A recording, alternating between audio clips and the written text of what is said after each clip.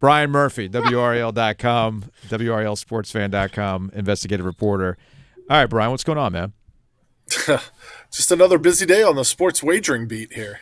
So where are we for – I'm going to need for you to go full Reddit explain like I'm 5 as to what's happened the last 2 days and what's going to happen next with the sports wagering bill. Sure. It's gotten through 3 committees in the last 2 days without any changes at all. If you remember last year, it was getting modified in committees all the time. People that were hostile to sports gambling were able to get amendments put in there. That has not happened this time. The supporters have a solidified voting block, and they've been able to get it through 3 committees already. That tees it up for the Rules Committee, which is the last stop before the full House next week. So on Tuesday, there'll be a vote in the full House on this. And my understanding is they have the votes locked down on it. To be clear here, Brian, nothing's been excluded on this. There's no college sports taken out of this. There's no loop-de-loops and Dixie Carters and all these other things that we ran into last year. Right. Last year, they were able to strip both Olympic sports and college sports out of the bill before it got voted on by the full House. This year, all that's in. The only thing that's been taken out is Greyhound racing. You won't be able to bet on the Greyhounds. Well, as long as another pandemic doesn't hit us, I'll have bigger problems than Greyhound racing. I was going to say, we don't even have Greyhound racing in the. I can still get Highlight though, right? I'm assuming Highlight will still be available. Joe, you don't. I've never placed a Highlight bet. You don't want to place a Highlight bet unless you know somebody. Yeah, because that's how Highlight works. It's all fixed. Anyway, Brian Murphy, WRL.com, joining us here on the OG. All right, so to those amendments that failed, I saw based on your tweets that the same representatives were bringing up the same things again. Like, all right, we don't want college, but then that amendment failed. All right, well, what about this? Like, you can't use your credit card. Well, that failed too. It almost seems like it was a replay of last year where they were trying to strip things out, but it didn't work out that way. Why am I seeing more green on the board at the NCGA than I did last year? Why were the same concerns from last year not applicable this year? Well, you guys talked to Governor Cooper, and he said, hey, the guys, the people that are running this bill did a better job. They locked down their support in a way that I don't think they did last year. Last year, a lot was left to chance. I think the fact that it happened so late in the session, there were a lot of people missing, including Representative Zach Hawkins, who's played a big role in getting this done. I just don't think the people pushing for this bill had crossed all the I's and dotted all, or crossed all the T's and dotted all the I's. And we're trying to get it through. I think the professional sports teams, the supporters, the lobbyists on behalf of the gambling operators, they've all done the job this time. Philip Isley, the chairman of the Centennial Authority, was at one of these committee hearings, or both of them, today. Don Waddell was there. The Hurricanes General Counsel, Nigel Wheeler, was there. There was a representative from big Fanatics. Winners here, Murph. The big winners here. Yeah. The representative from Fanatics, representative from MGM Resorts, all testified before the committee. The last 2 testified before the committee. So they brought out all the big guns. Obviously, a lot of lawmakers came and said hello to Don Waddell after it was done. Talked about the Hurricanes. I overheard some of those conversations. Did anybody ask him why they didn't make a big move at the trade deadline? I don't think so. Most of it was about how they would see him in the suite, I think, in the next few games. I see. Lobbying, essentially, is what you're saying was happening. Well, we're joking right now, but I think that would be one of the primary drivers here. The Hurricanes, David Tepper, NASCAR officials. Once they stood to make money off of this, now you're starting a little bit more of a trickle down and a localized trickle down, if you will, economically, than if DraftKings, who will run it, keep in mind, but having the license, Murph, is really the keeper of the crypt here. Yeah, and as I reported, in the last couple of months, the teams really wanted those licenses. That's not how this bill is written. The big operators will be able to get their license and then partner with the sports teams. The sports teams will not hold the licenses, but there will be these lounges at Bank of America Stadium and at PNC Arena. There's been some talk about maybe limiting the hours that some of them are open, particularly around NC State basketball games. The part I just don't understand is that maybe it hasn't made it through to all members.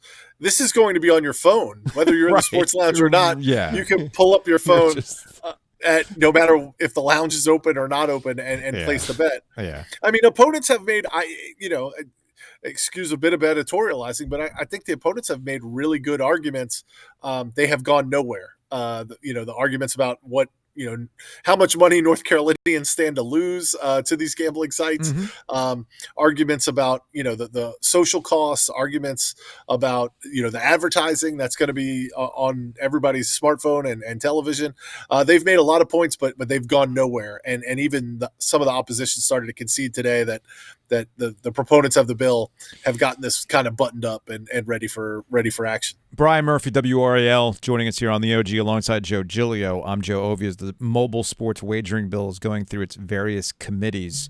At some point, it'll go in front of the actual House for a vote. That's expected to take place next week. So I kind of remember my Schoolhouse Rocks, but I don't know if that's applied specifically to state governments, but what happens next?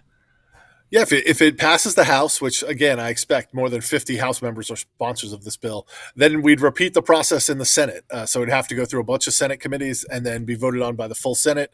If you remember, the Senate approved a very similar bill in 2021. That's the same bill that eventually made it to the House in 2022 and lost by a single vote. So they've got to start the process all over again. The Senate said, "Hey, House, you get it done first, and then we'll consider it." I would suspect that it will have the similar glide path in the Senate, and then obviously it would get sent to Governor Cooper for his signature. He has indicated that he would sign this bill. A couple of tweaks that have been made to this bill, and this is important, I think. It will not start on January 1st. They're going to push that back a week, so it would probably be January 8th, which means you'll miss the college football playoff semifinals on January 1st.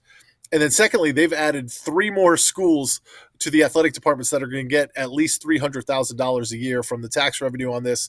Basically, if you're a UNC system school and you don't sponsor FBS football, you're getting $300,000. Okay.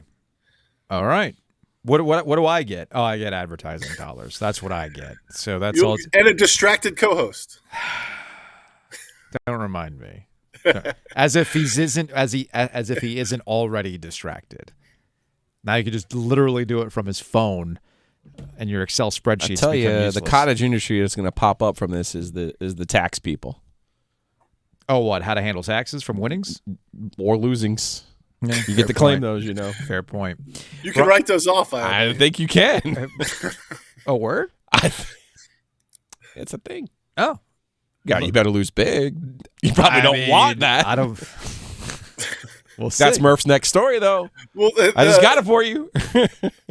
Governor Cooper estimated this bill would bring in $25 million in the first 6 months and then $60 million in the next 12 months. Yeah. The estimate from the legislature is much, much lower. It's $3 million in the first 6 months and $22 million in the next 12 after that. Yeah. Well, I suspect that number will be somewhere in between those if you base it on like what Virginia did. The real trick is going to be, and we'll close on this, the real trick on this is what's going to happen after 24 months. What's going to happen after 2 years of having legalized sports wagering in the state? Because everything that I've read about this in other markets, because it's important to us as a radio station, okay? Like, while I'm not Mr. Gambling Man over here, I understand that it means money for the radio station because they're going to blanket the market with all the sports books that are trying to do customer acquisition.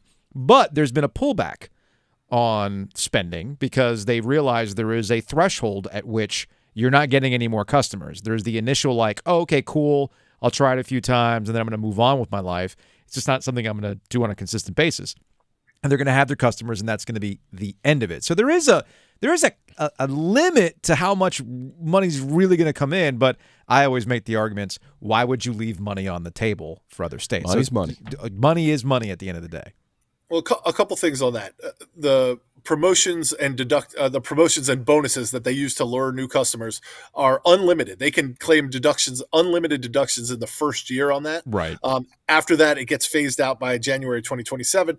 And the last point, I've had a lot of people over at the legislature, both opponents and proponents of this, tell me the ultimate goal is iGaming, where you can basically play casino games on your phone for real money, roulette, poker, blackjack. That sports gambling is a way into that. I actually and we've seen that in New Jersey. I actually have a bigger problem with that than I do sports wagering. That to me, I wouldn't trust that. You talk about not trusting the highlight? No, sir. No, sir. I got no time for that. No. You want to talk about what's exploitative? That, to me, is exploitative. Sports wagering, I've always maintained, there's a level of research and skill that is required to be good at it. And even if you do all that work, sometimes you end up like Giglio. All right, Brian Murphy, WRAL. We'll talk to you later, man. Thanks, guys.